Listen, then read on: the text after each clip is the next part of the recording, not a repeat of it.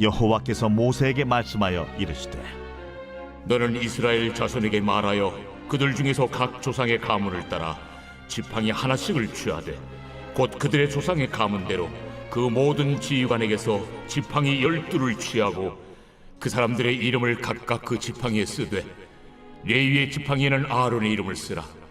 이는 그들의 조상의 가문의 각 수령이 지팡이 하나씩 있어야 할 것임이니라. 그 지팡이를 회막 안에서 내가 너희와 만나는 곳인 증거궤 앞에 두라. 내가 택한 자의 지팡이는 싹이 나리니 이것으로 이스라엘 자손이 너희에게 대하여 원망하는 말을 내 앞에서 그치게 하리라. 모세가 이스라엘 자손에게 말하매 그들의 지휘관들이 각 지파대로 지팡이 하나씩을 그에게 주었으니 그 지팡이가 모두 12이라. 그 중에 아론의 지팡이가 있었더라. 모세가 그 지팡이들을 증거의 장막 안 여호와 앞에 두었더라. 이튿날 모세가 증거의 장막에 들어가 본즉 레위 집을 위하여 낸 아론의 지팡이에 움이 돋고 순이 나고 꽃이 피어서 살구 열매가 열렸더라. 모세가 그 지팡이 전부를 여호와 앞에서 이스라엘 모든 자손에게로 가져오매 그들이 보고 각각 자기 지팡이를 집어들었더라.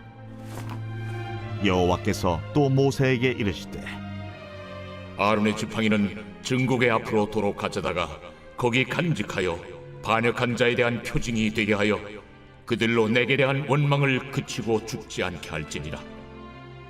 모세가 곧 그같이 하되 여호와께서 자기에게 명령하신 대로 하였더라.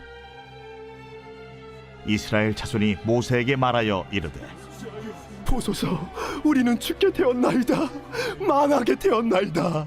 다 망하게 되었나이다. 가까이 나아가는 자, 곧 여호와의 성막에 가까이 나아가는 자마다 다 죽사오니 우리가 다 망하여야 하리이까. 오늘 본문의 내용을 보면 하나님께서 모세에게 각 가문의 지휘관의 이름을 쓴 12개의 지팡이를 가져오라고 말씀하십니다. 그 중에 레위 지파의 지팡이에는 아론의 이름을 쓰게 하십니다. 모세는 하나님의 말씀대로 그 지팡이를 증거궤 앞에 모아둡니다. 이튿날 하나님이 택하신 지팡이에 싹이 날 것이라고 말씀하신 그대로 아론의 지팡이에만 움이 돋고 순이 나고 또 꽃이 피고 살구 열매가 열립니다.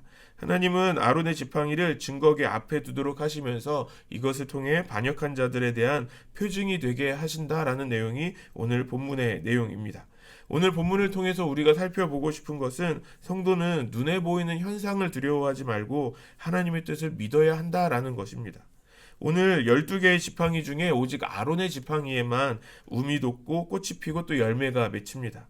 지팡이는 나무를 잘라서 만드는 것이죠. 더 이상 이제 열매를 맺을 수 없는 생명을 잃어버린 것과 같은 것입니다.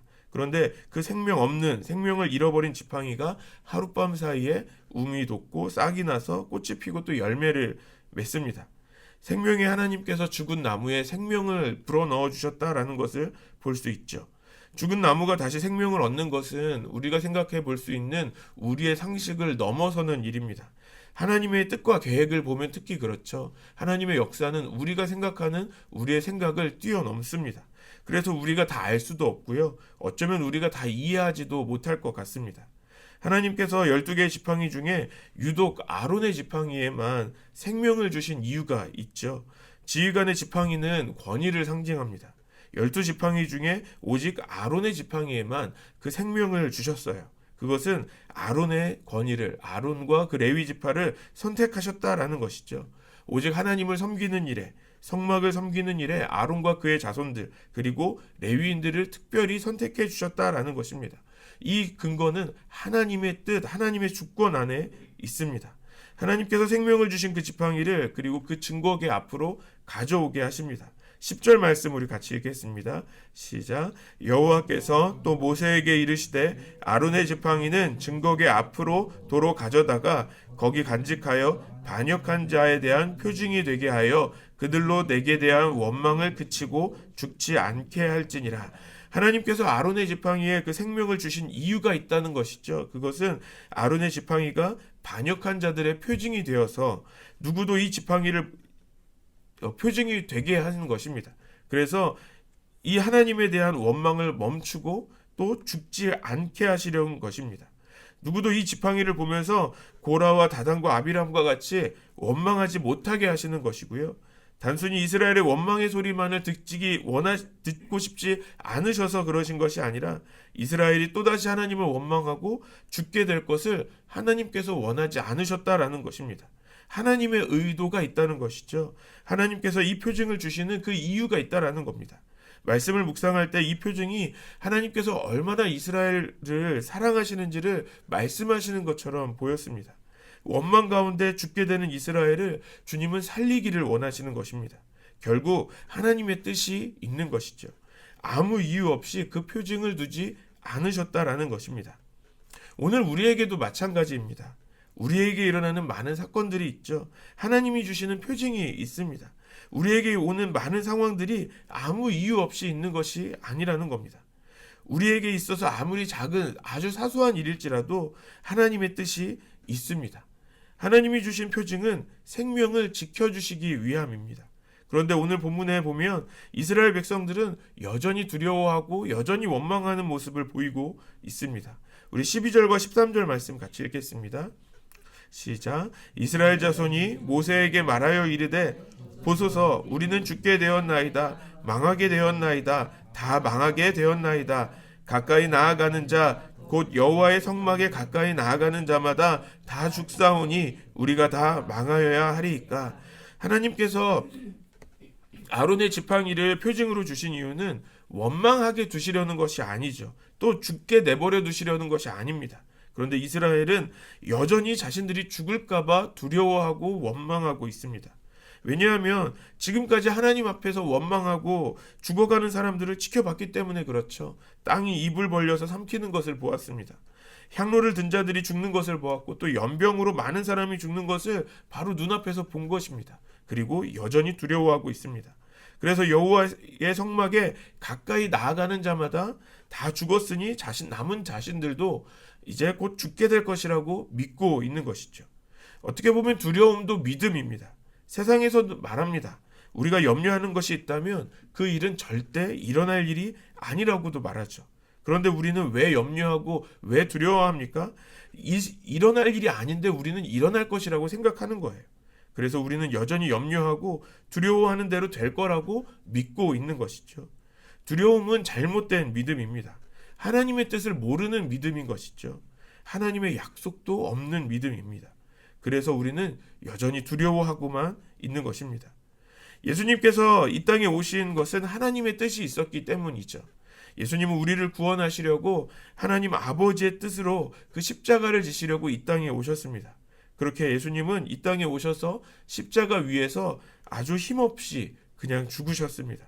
어린 양과 같이 어떤 저항도 하지 않으시고 그 십자가에 매달리셨죠. 예수님께서 십자가에 죽으실 때에 제자들은 어떻게 했습니까? 모두 예수님을 배반하고 도망갔습니다. 어떤 제자도 예수님을 다시 구하려고 돌아오지 않았습니다. 예수님의 십자가는 그냥 있는 그대로의 십자가를 볼 때 완전히 패배한 것처럼 보이는 것이죠. 하지만 예수님의 십자가는 완전한 패배가 아니라 우리에게 주시는 완전한 승리의 십자가였습니다. 십자가를 통해 하나님의 뜻, 그 구원의 역사를 이루셨습니다. 우리는 때때로 너무 쉽게 하나님의 뜻을 생각하려고 합니다. 나의 경험으로 하나님의 뜻을 쉽게 판단할 때가 있다는 것이죠. 그래서 오늘 본문의 이스라엘은 여전히 두려워하고 있습니다. 너무 눈앞에 보이는 것으로만 쉽게 결정을 하고 있는 것이죠. 우리는 너무 쉽게 단정짓고 두려워하지만 주님은 우리에게 말씀해 주십니다. 이사야 55장 8절과 9절에 보면 나의 생각은 너희의 생각과 다르며 너희의 길은 나의 길과 다르다. 주님께서 하신 말씀이다. 하늘이 땅보다 높듯이 나의 길은 너희의 길보다 높으며 나의 생각은 너희의 생각보다 높다. 하나님의 생각은 우리의 생각과 다릅니다. 오히려 우리의 생각보다 더 큰 하나님의 생각, 하나님의 계획을 가지고 계십니다. 우리 눈앞에 보여지는 현실이 여전히 어려울 수 있습니다. 누구도 우리의 현실을 보면서 나아질 수 없다라고 말할 수도 있죠. 주님은 더 이상 나에게 은혜를 주시지 않는 것처럼 우리가 그렇게 생각할 때도 있습니다. 베드로후서 3장 9절에 보면 어떤 이들이 생각하는 것과 같이 주님께서는 약속을 더디 지키시는 것이 아닙니다. 도리어 여러분을 위하여 오래 참으시는 것입니다. 하나님께서는 아무도 멸망하지 않고 모두 회개하는 데에 이르기를 바라십니다. 모든 일에는 하나님의 뜻이 있습니다. 하나님의 계획은 멈춰 있는 것도 아니고 계속해서 여전히 진행 중입니다. 그리고 결국에는 주님의 뜻이 이루어지는 것이죠. 사랑하는 여러분, 우리는 결국 하나님의 주권을 인정해야 합니다. 모든 것이 주인이신 주님의 뜻대로 이루어집니다. 이스라엘 자손 중에 레위 지파를 선택하신 것은 하나님의 뜻이었습니다. 아론과 그의 자손들을 제사장 삼으신 것 역시 하나님의 뜻입니다. 그리고 결국 주님의 뜻대로 모든 것이 이루어집니다. 우리가 할 일은 주님의 그 주권을 인정하고 주님의 뜻을 믿고 또 기다리며 그 주님의 뜻을 따르는 것입니다. 그래서 우리는 나중에 이렇게 고백하게 됩니다. 어쩌면 우리가 이미 그런 고백을 하고 있습니다. 주님의 뜻대로 지금까지 우리를 인도하셨다라고 우리는 고백하죠. 오늘 우리가 우리의 눈에 보이는 대로 두려워하는 그런 믿음이 아니라 우리가 보는 것 너머에 하나님의 약속을 믿는 우리 안성열린교회 모든 성도님들 되시기를 주님의 이름으로 간절히 축원합니다.